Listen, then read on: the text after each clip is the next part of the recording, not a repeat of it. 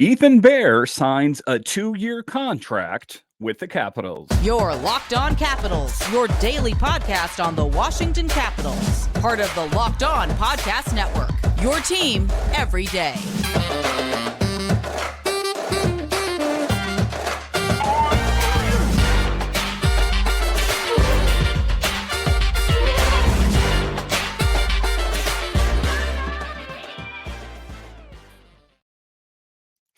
Well, hello and welcome into this edition of Locked On Capitals. I'm so glad you decided to join me today.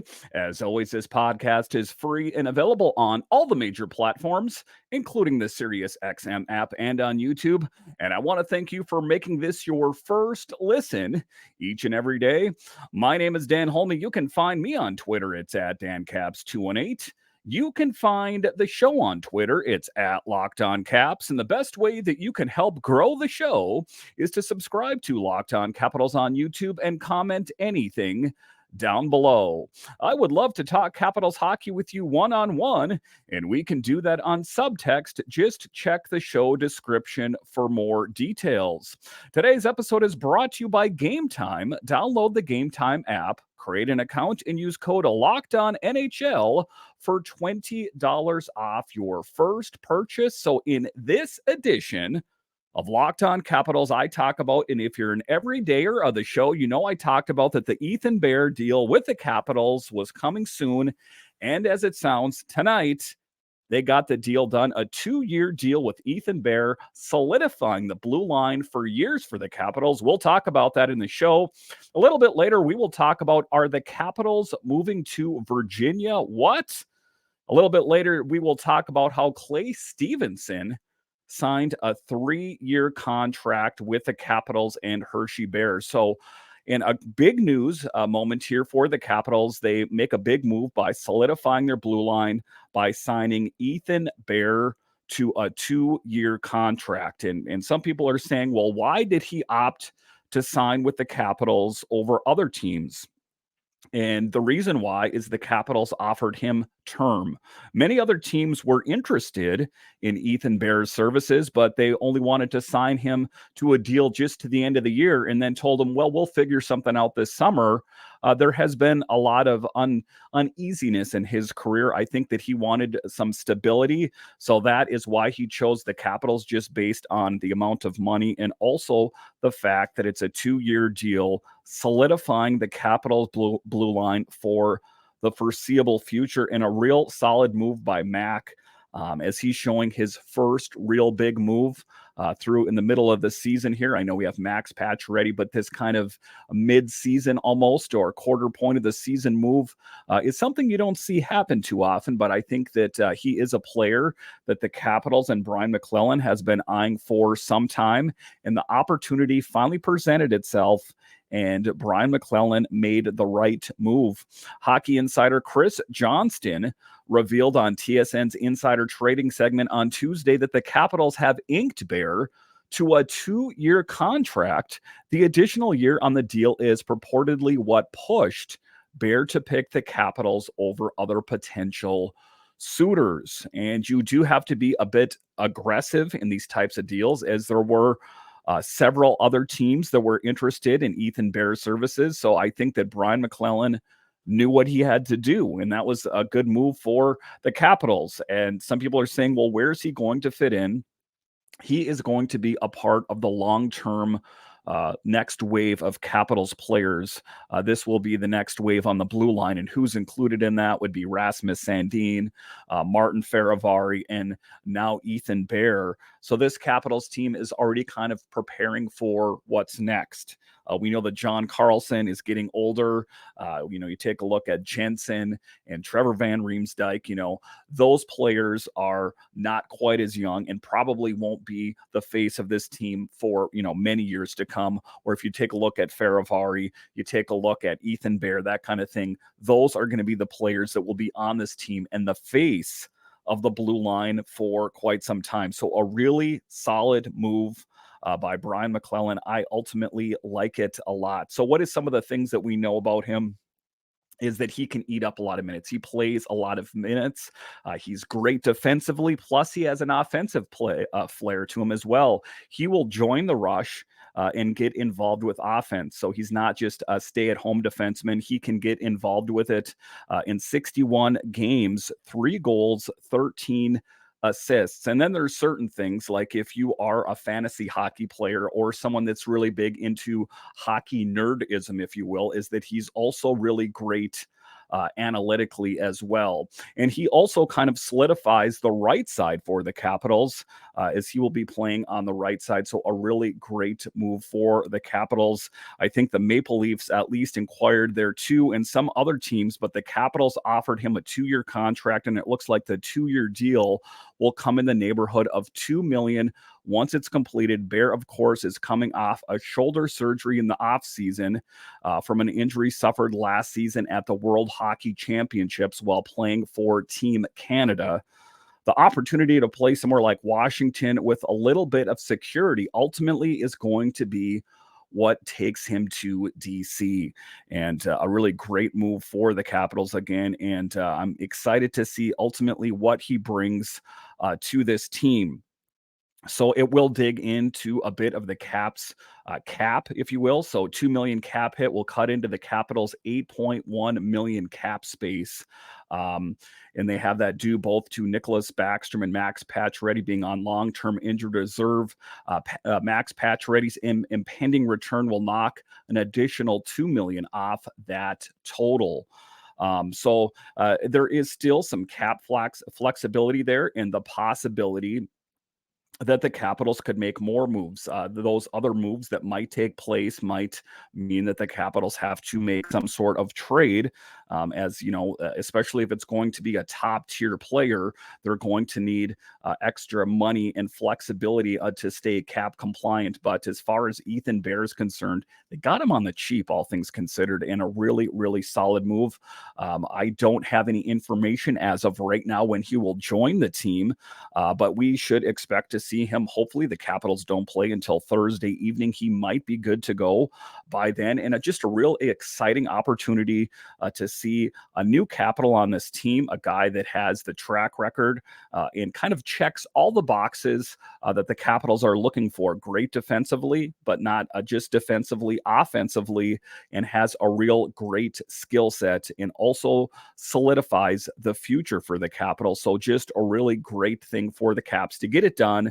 Again, like I spoke about this yesterday, as a matter of fact, it was going to be a day or so, and it lived up to that and then some. And it's going to be a great addition to this team. And, you know, there has been some questions about the Capitals' blue line this season here. It seems like they've been playing better as of late, but there's been patches there where it seemed a bit inconsistent, where Spencer Carberry was mixing and matching different things out there. That hopefully this, you know, is the answer, the long-term answer on the Caps blue line. So as this team is making a push here, 2 big wins, they hope to get more wins. And I think if they have a really solid blue line holding it down, I think the Capitals will be in the best possible position. All right, so coming up here after the break, they weren't done there. Clay Stevenson also signed a 3-year deal with the Capitals. What will that mean going forward? Where does he fit into the Capitals' master plans? I'll talk about that coming up.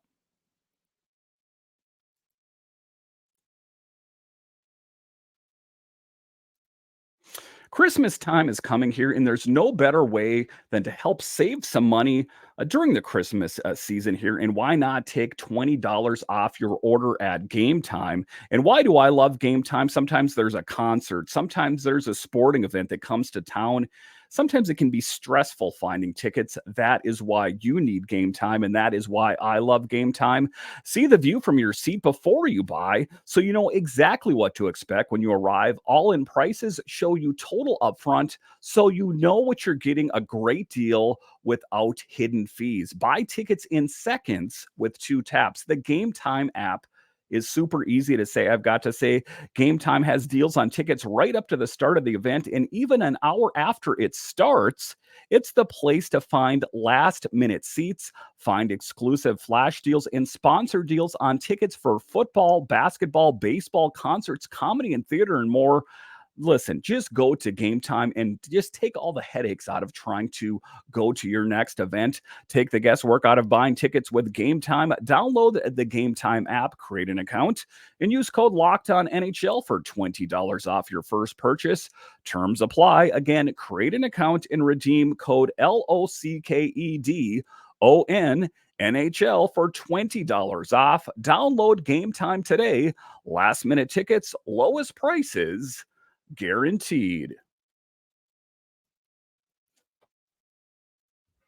Locked On has launched the first ever national sports 24/7 streaming channel on YouTube.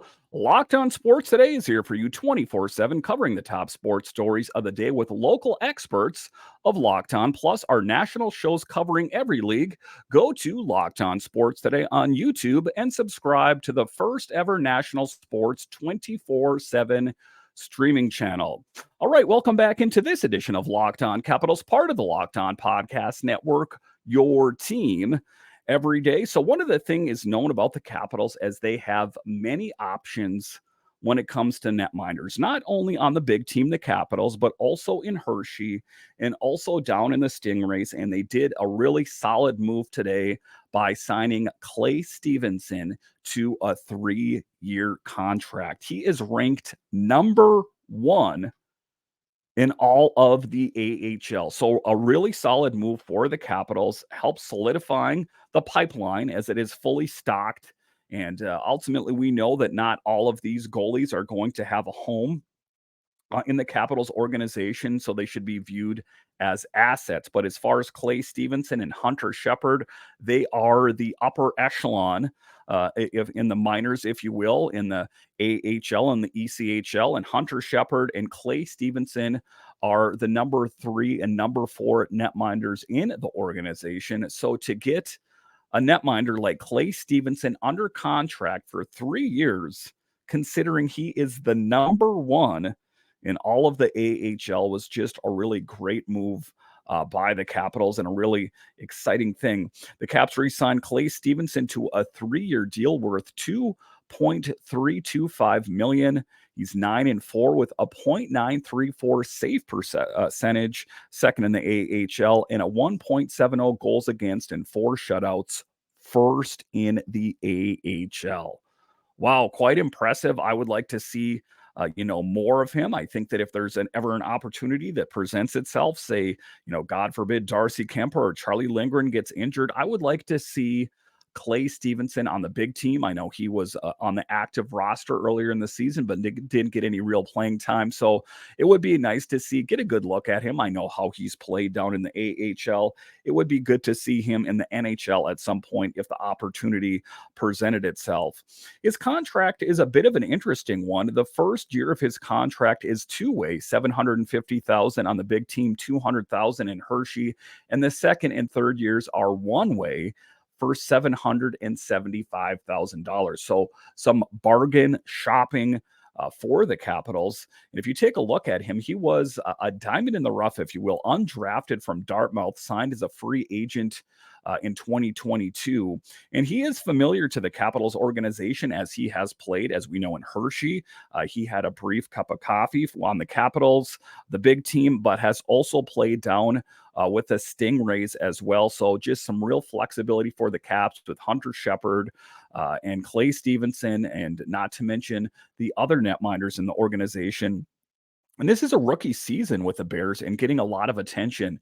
If you are plugged into the hockey circles, whether it's the NHL or the AHL, there has been a lot of buzz about Clay Stevenson this year. And it's a good move that the Capitals ultimately signed him to a deal, keeping him in the Capitals organization for the next couple of years. I guess a trade or something like that could happen, but a really solid move, and gives the Capitals some flexibility if they ever wanted to move on from any of the other netminders in the organization.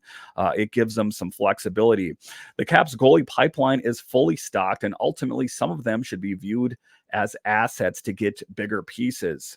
Because if you take a look at it, I mean, I'm just going to go from the NHL down. It's Darcy Kemper, Charlie Lindgren, Hunter Shepard, Mitchell Gibson, Garen Bjorklund, Chase Clark, and Antoine Keller. And all of those are top tier Goalies, of course, Clay Stevenson and Hunter Shepard are the upper echelon underneath Darcy Kemper and Charlie Lindgren, of course. But that's how you should view it: is if there is not a home for one of those netminders, you could always use one of those players for a trade to pick up a player of need that you need. So say the Capitals were looking for a player, you could say, hey, we have this really great netminder in Hunter Shepard or Clay Stevenson. What could we get for them in return? That's how they should be viewed. Shepard and Stevenson are premier talent that could play in the NHL. Shepard has the most NHL experience and could play in the NHL right now. I have no doubt that if there was ever an opportunity, say the Capitals traded Darcy Kemper or they traded Charlie Lindgren for whatever reason, that Hunter Shepard could take the next step up and play flawlessly in the NHL. Everything that we've seen from him thus far indicates that he would be a really great option. Again, Clay Stevenson, we did see him on the big team, even though not on the active roster or in a game, shall we say. That's why I would like to see a little bit more of him, get a good sample size to see how he performs under the big lights in the NHL. It'll be interesting to see what the Caps do with the plethora of options they have in net. You take a look at Kemper. Kemper is under contract through 2028. And is there ever a scenario where the Caps would be willing to trade one of their top goalies to get that top six forward that we've heard about for the longest time? And that's an interesting question, because this season that has been what's been talked about. That Brian McClellan said that the Capitals are going to be seeking out that top six forward that's going to help in their goal scoring pursuit. I think that Max Pacioretty is part of that equation. I don't think that that is ultimately what Brian McClellan was talking about. And just based on what happened tonight, Ethan Bear getting that 2-year contract, I do believe that Brian McClellan is diligently going out there and pursuing all leads. I don't think he's just found the right piece to fall under that top six forward that the Capitals are looking for. I think that he will in time. It might take a trade, and it might be one of the big name goalies in the organization to get a deal like that done. Or it could be one of the prospects in Hershey or down in the ECHL. It's just not mortgaging the farm out to get that player. I think the Capitals have fallen into that trap in years past. If you take a look at the Shattenkirk deal, that comes to mind right away. That's not necessarily always the wise thing to do, but if it is a reasonable upgrade, say like the Ethan Bear thing, for example, that was a solid deal where the Caps didn't have to give up anything really except some capital. So a great move for the Capitals as two big deals get done today. Ethan Bear, Clay Stevenson, solid moves in the Capitals organization, signs that this team continues to go in the right direction. And I'm really looking forward to seeing Ethan Bear and hopefully at some point Clay Stevenson on the big team if the opportunity ever presents itself. All right, so coming up here after the break, we'll talk about, are the Capitals leaving DC for Virginia? That seems like some kind of crazy talk, if you ask me. We'll talk about that coming up.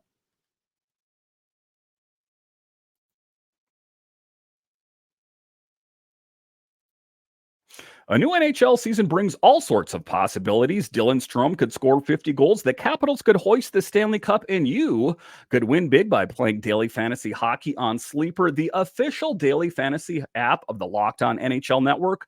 Sleeper is our number one choice for daily fantasy sports, and especially daily fantasy hockey, because with Sleeper, you can win 100 times your cash in daily fantasy hockey contests. And let me tell you guys something. I was a guy that wasn't that into fantasy sports, but then I found Sleeper, and let me tell you something. I love it. It makes watching the games that much more exciting. So to win a 100 times bet on Sleeper, you need to correctly predict the outcome of 8 player stats. You heard me, Capitals fans. You can win 100 times your money playing daily fantasy hockey with Sleeper. So start paying attention and nail your picks so you can start winning big.